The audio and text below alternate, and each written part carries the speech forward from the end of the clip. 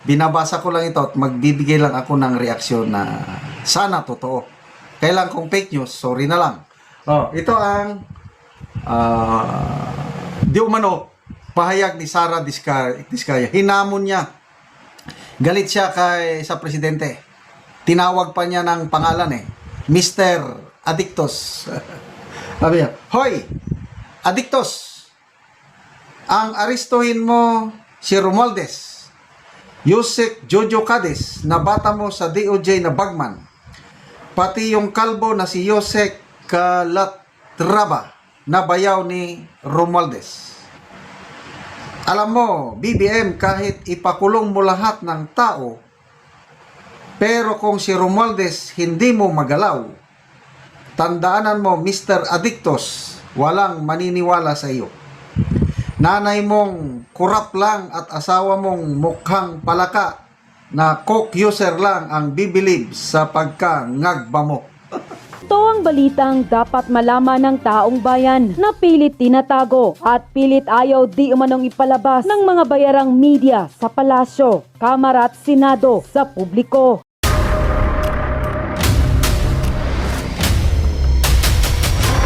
Bago tayo mag-umpisa, baka pwede nyong i-like ang video na to. Malaking bagay ang like sa aming mga content creators. Maraming salamat po.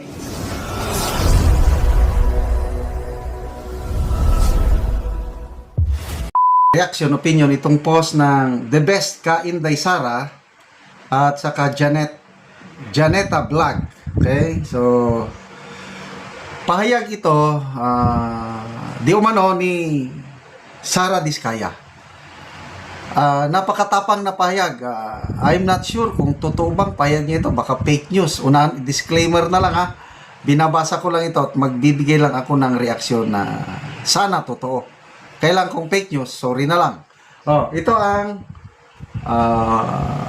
di umano pahayag ni Sara Diskaya. Hinamon niya. Galit siya sa presidente.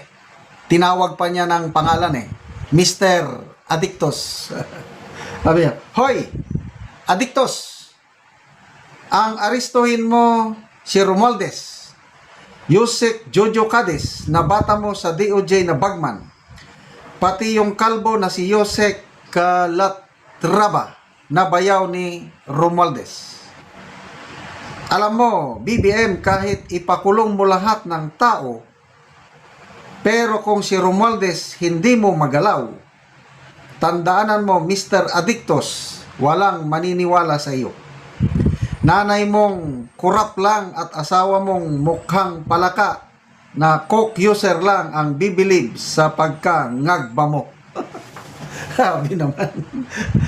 Ano sa tingin nyo?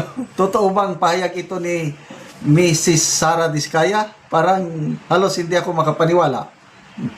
Kaya paumanin na lang kung fake news ito, nabiktima lang ako itong post. The Best ka Inday Sara at Janeta Vlog. Okay. Anyway, kung totoo man ito, ang nakita, okay, hindi santo itong dalawang Diskaya yung mag-asawa. Pareha sila ni Saldico, may kasalanan. Kaya lang hindi sila yung mga mastermind. Itong mga kontraktor, sabi nga ni Senator Marcoleta nung siya pa yung chairman ng Blue Ribbon Committee, they are the least guilty mga contractors. Kasi tatlo yan pyramid o triangle. Mambabatas, DPWH officials, and contractors. So, sa mga expose ni na Mayor Magalong, ang pinaka-utak ay ang mga mambabatas. Tapos, ginagamit nila ang mga DPWH. Ang DPWH namimili naman ng contractors para maisakatuparan yung project, either substandard or ghost project. Kaya, sayang, kung nagtuloy-tuloy lang sana si Senator Marcolita as Blue Ribbon Committee Chairman, baka marami nang naibulgar. Kasi nagsimula na itong Diskaya couple na nagsalita, and hindi naman lahat pinapaniwalaan ko. Kailang marami sa mga pahayag nila ang pinapaniwalaan ko. So ngayon, mayroon ng utos ang Pangulo na arestuhin sila. Kasi dahil daw sa substandard o ghost project ba sa Davao Occidental na silang kontraktor, kaya pinapaaresto na sila. So, baka itong pahayag na ito ni Mrs. Sara Diskaya, reaksyon niya na doon sa utos na aarestuhin na sila. Meron pa ngang post ng Philippine Star na PNP, pinag-utos na arestuhin BP Sara Diskaya. Naibutang nila ang BP Sara. Kasi parehas Sara eh. Oh. So, anyway, itong mga sinasabi ni Mrs. Diskaya, kung totoo man ito, it makes sense. Itong Romualdez, yan. Ibinulgar ng PCIG report na kasama niyan si Sandro Marcos na king of pork barrel dahil bilyones ang nakukuha nilang pork barrel o allocables galing sa DPWH. So yun, Romualdez, itong Yusek Jojo Cades, pinapangalanan din ito ni Saldico na allegedly ito ang bagman ng Pangulo. O ngayon, nag-resign lang sa DOJ. After that resignation, wala na. O, yun si dating DPWH Secretary Manuel Bunuan. Nag-resign lang. After that, umalis. Puntang US. Wala na. Ano ngayon ang hahabulin pa? Ay, nako. Napaka-inefficient, incompetent ang gobyernong ito sa paghabol ng mga pinaghihinalang nagnakaw sa kaban ng taong bayan. Sino ba ito? Yusek Calatrava. Kaya kahit ipakulong mo lahat, sabi niya, ibig sabihin, yan, maipakulong ng Pangulo si itong mag-asawang Diskaya, maipakulong niya yung mga taga-DPWH. Granting, maipakulong din nila si Saldico kung mahuli. Kung hindi mo ginalaw si Martin Romualdez, walang maniniwala sa iyo. I agree. Agree. Yung ginagawa ni Saldico, hindi niya magagawa pag walang pagtugot ni Martin Romualdez. As simple as that. Oh, tanong. Yun bang ginagawa ni Martin? Walang kinalaman ng Pangulo? It's either, sabi ni Professor Winnie Bonsod, it's either incompetent or walang kaalam-alam or stupid ang Pangulo kung hindi niya alam yung nangyayari. Ganon din ang pahayag ni Congressman Edgar Erese na the President has committed an impeachable offense for allowing the insertion of halos 1.2 billion of funds sa budget 2023, 2024, and 2025. Incompetent kung hindi niya alam yun. Or complicity kung alam niya at pinabayaan lang. So, sige po, Mrs. Sara Diskaya, kung anong itinanim, yun ang anihin, sana tularan nyo si Saldico, ilabas nyo na lahat ang nalalaman nyo. Huwag kayong papayag na kayo lang. Bigyan natin ng reaction, opinion, itong article na publish sa GMA News Online.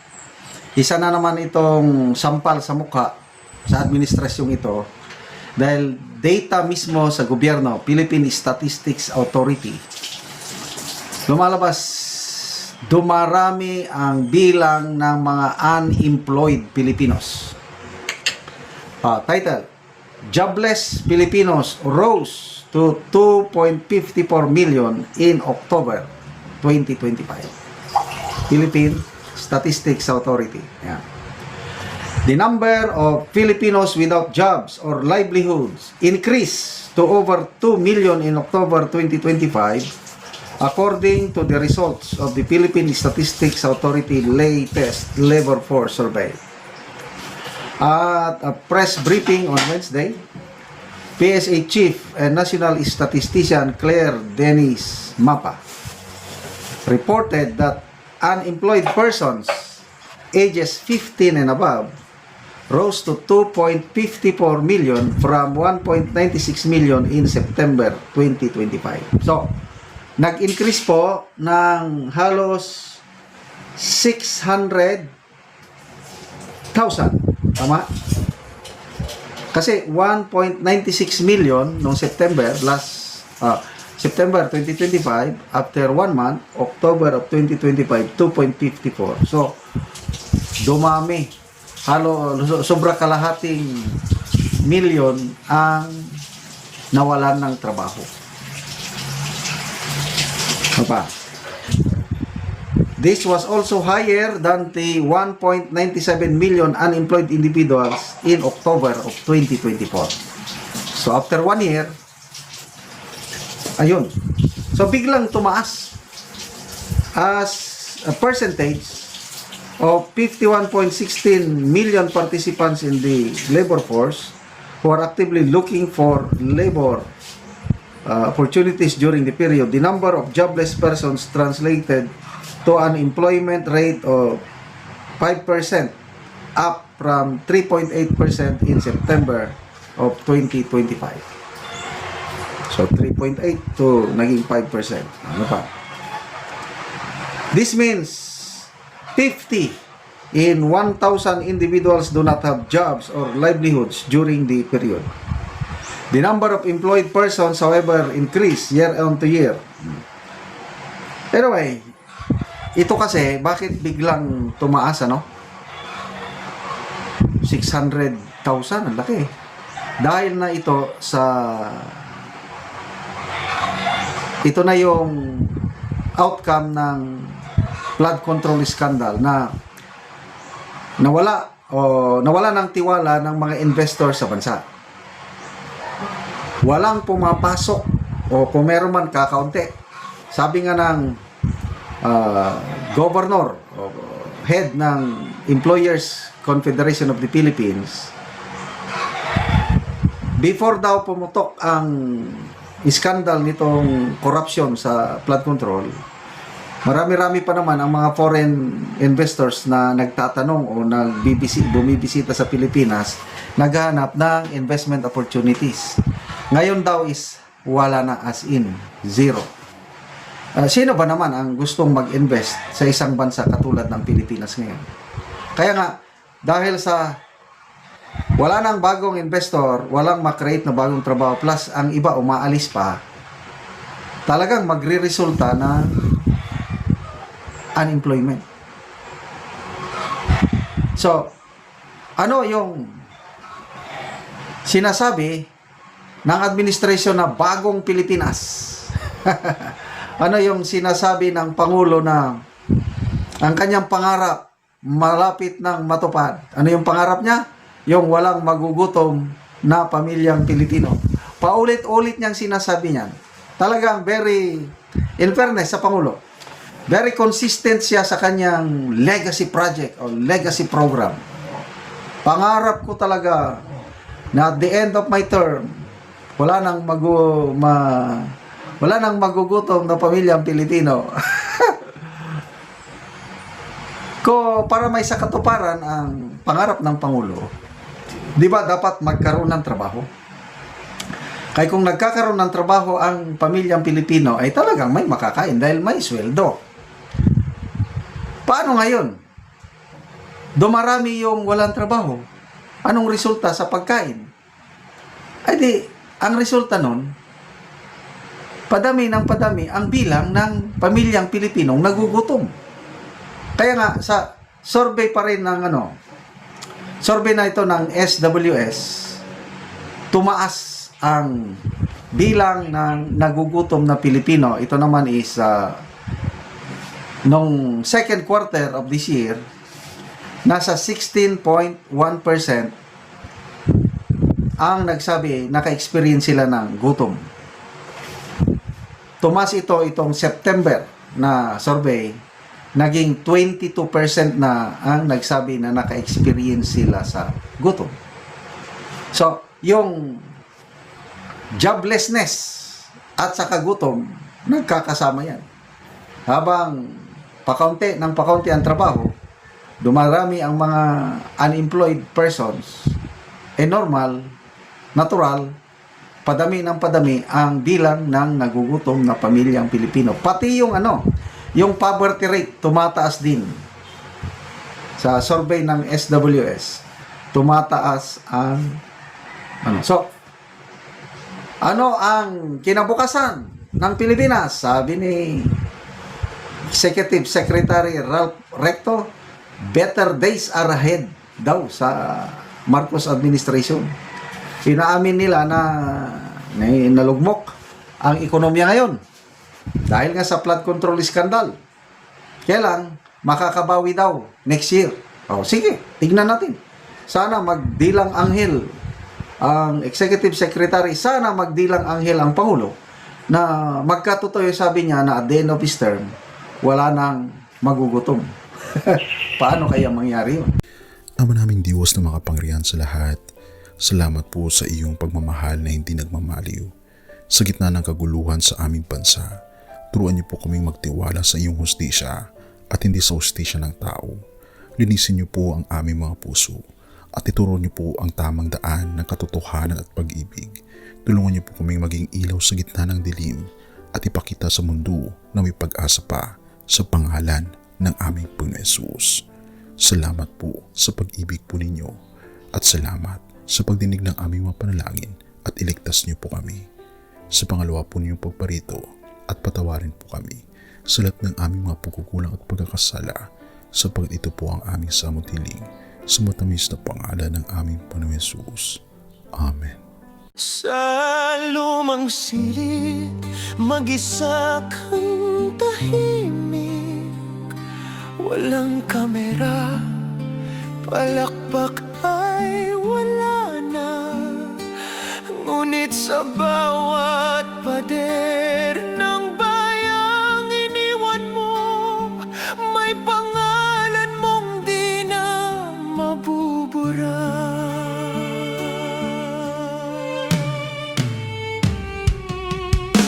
Minsan kang naging balikat ng mahihina, kalaban ng takot, kakampi ng masa.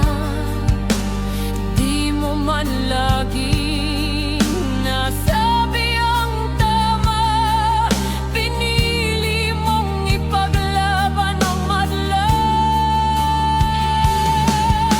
Hindi ka sakdal gaya naming lahat, pero tumindi ka nang walang pag-atras.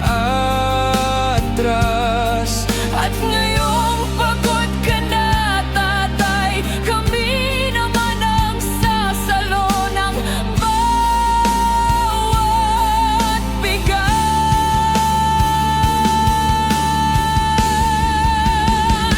Hanggang sa dulo, ikaw ay mahal.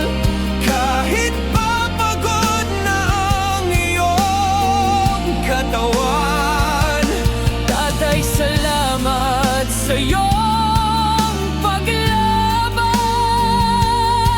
Ngayon, kami naman hanggang sa dulo.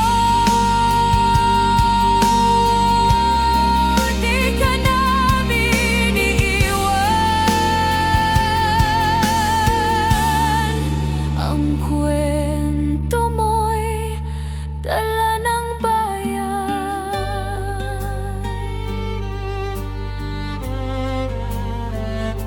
Tahimik ka na sa mga batikos, wala nang tugon, wala nang galit, pero sa mata ng mga maralita, naroon pa rin ang tapat mong alaala. Marami mang di nakaintindi, marami pa rin ang di nakakalimot. At ngayong wala ka na,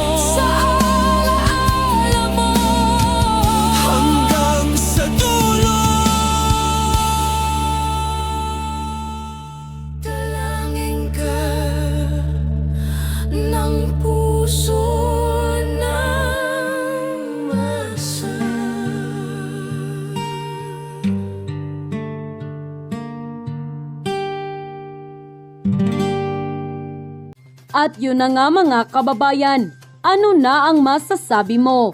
Kung mayroon kayong hinaing at komento patungkol sa balitang ito, please comment down below. Pag-uusapan natin yan sa comment section. At kung nagustuhan nyo ang video, ay huwag kalimutang mag-like at i-share na din para mas marami pang makaalam at umabot ito sa marami sa ating mga kababayan. Maraming salamat po. Mabuti pa ang sardinas, may label. Eh tayo, wala. Oo nga pala. Nay, ito na yung bayad ko sa isa, ano? O, kunin mo yung isa. Isa muna, iyan, no? Tapos, isa pa, di ba? 4 dapat na sardinas, eh. O, yan. 3 na. Pang-4 na sardinas. O, okay na.